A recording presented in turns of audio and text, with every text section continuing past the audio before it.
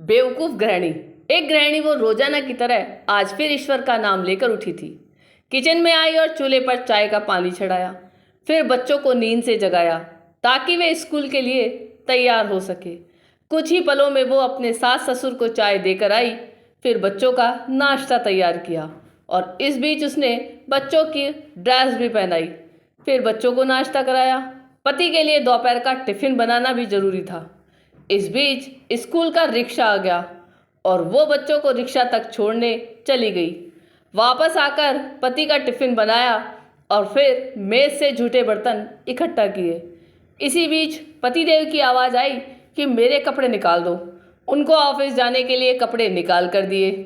अभी पति के लिए उनकी पसंद का नाश्ता तैयार करके टेबल पर लगाया था कि छोटी ननद आई और ये कहकर, भाभी आज मुझे भी कॉलेज जल्दी जाना है, मेरा भी नाश्ता लगा देना।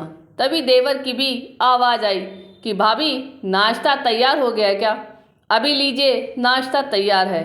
पति और देवर ने नाश्ता किया और अखबार पढ़कर अपने अपने ऑफिस के लिए निकल चले। उसने मेज से खाली बर्तन समेटे और सास ससुर के लिए उनका परहेज का नाश्ता तैयार करने लगी। दोनों को नाश्ता कराने के बाद फिर बर्तन इकट्ठे किए और उनको भी किचन में लाकर धोने लगी। इसी बीच सफाई वाली भी आ गई।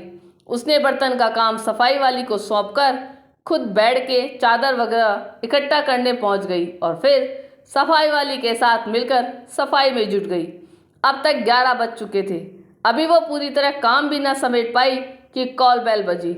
दरवाज़ा खोला तो सामने बड़ी ननद और उसके पति व बच्चे सामने खड़े थे। उसने खुशी खुशी सभी को आदर के साथ घर में बुलाया और उनसे बातें करते करते उनके आने से हुई खुशी का इजहार करती रही। ननद की फरमाइश के मुताबिक नाश्ता तैयार करने के बाद अभी वो ननद के पास बैठी थी कि सास की आवाज़ आई कि बहू खाने का क्या प्रोग्राम है। उसने घड़ी पर नज़र डाली तो 11 बज रहे थे। उसकी फिक्र बढ़ गई। वो जल्दी से फ्रिज की तरफ लपकी और सब्जी निकाली और फिर दोपहर के खाने में जुट गई।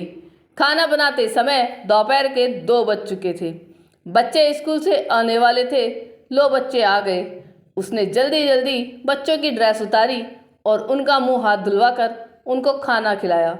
इस बीच छोटी ननद भी कॉलेज से आ गई और देवर भी आ चुके थे।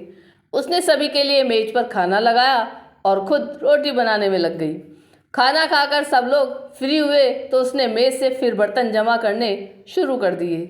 इस वक्त 3 बज रहे थे। अब उसको खुद को भी भूख का एहसास होने लगा था।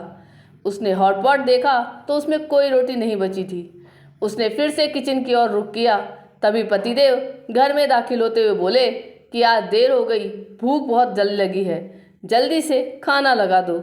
उसने जल्दी जल्दी पति के लिए खाना बनाया और मेज पर खाना लगाकर पति को किचन से गर्म रोटी बनाकर ला कर देने लगी। अब तक 4 बज चुके थे। अभी वो खाना खिलाई रही थी कि पतिदेव ने कहा, आ जाओ तुम भी खा लो। उसने हैरत से पति की तरफ देखा तो उसे ख्याल आया कि आज मैंने सुबह से कुछ खाया ही नहीं। इस ख्याल के आते ही वो पति के साथ खाना खाने बैठ गई। अभी पहला निवाला उसने मुंह में डाला ही था कि आंख से आंसू निकल आए। पतिदेव ने उसके आंसू देखे तो फौरन पूछा कि तुम क्यों रो रही हो?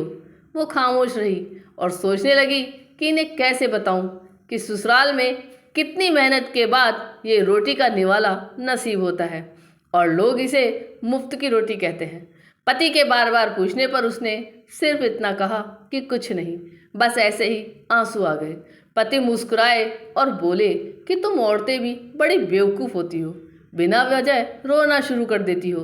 गृहिणी एक सुंदर फ्रेम, अगर ना समझ सको उसके त्याग और प्रेम को। यह कहानी आपको कैसी लगी यह कमेंट करके ज़रूर बताइएगा और चैनल पे नए हो तो सब्सक्राइब जरूर कीजिएगा और वीडियो को लाइक और शेयर कीजिएगा। धन्यवाद।